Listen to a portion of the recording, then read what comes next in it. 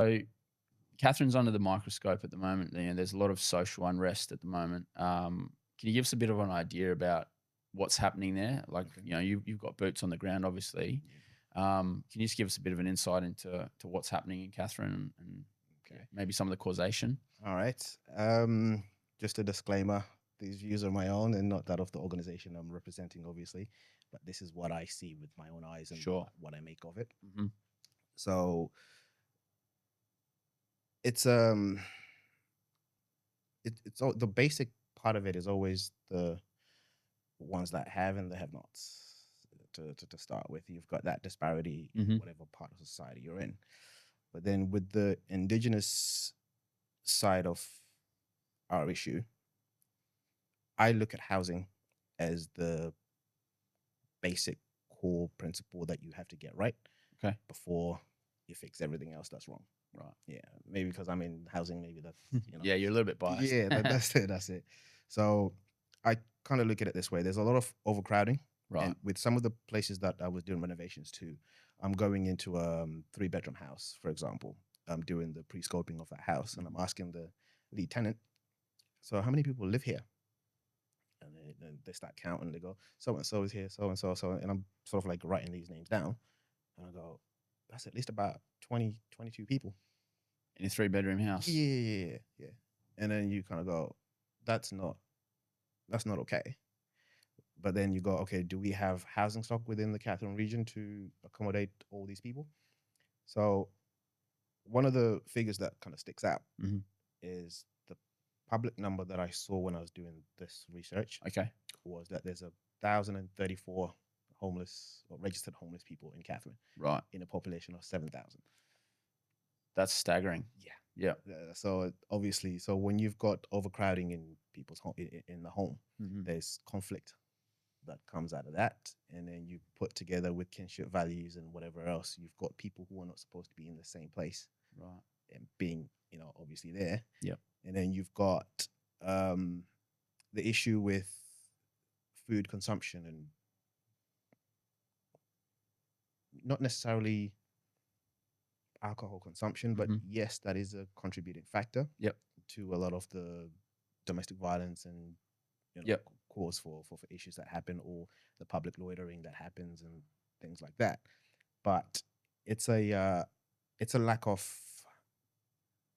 things to do Okay. within the Catherine community. And are you talking about like lack of jobs for people, or are you talking about like a lack of recreation to keep kids busy, or is it a combination of the two? It's a combination of both, because for the adults they need to be in work and Yes. contributing to the community, and and then with the children you would expect them to be going to school when it's school time, not loitering around and in the town and Right. causing problems.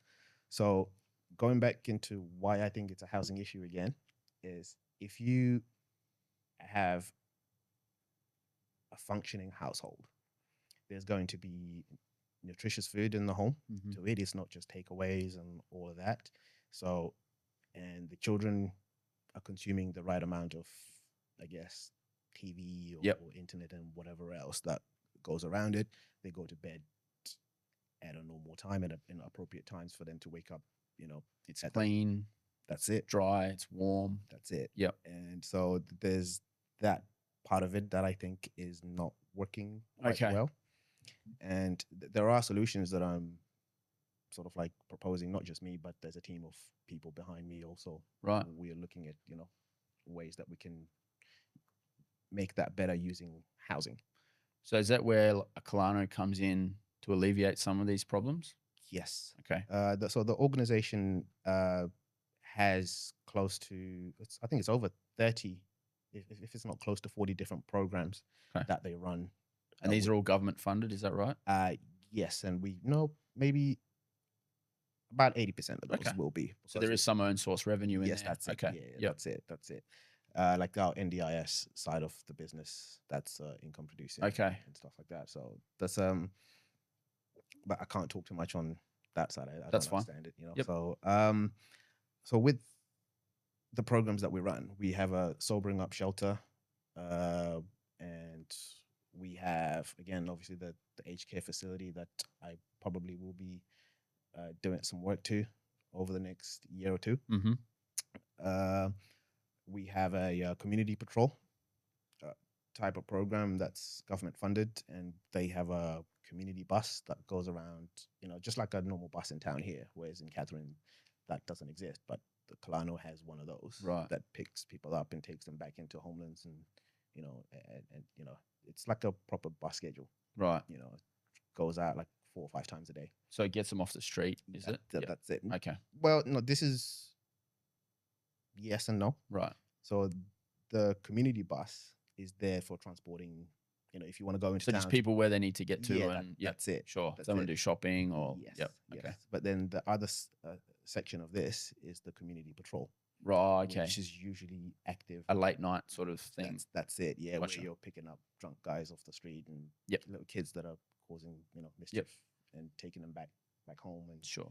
yeah, there's that. So there's ways to improve that setup to make it work 24-hour Yep. type of rota, and and assist with the police and that kind of stuff. Like I've had conversations with a police officer about how such a system could work better, especially in relation to what we hope to do with the Warlpiri transient camp Okay. in the future, which is sort of like a transient camp. The historical nature of how it came about is deep rooted in the landowners providing this parcel of land to the people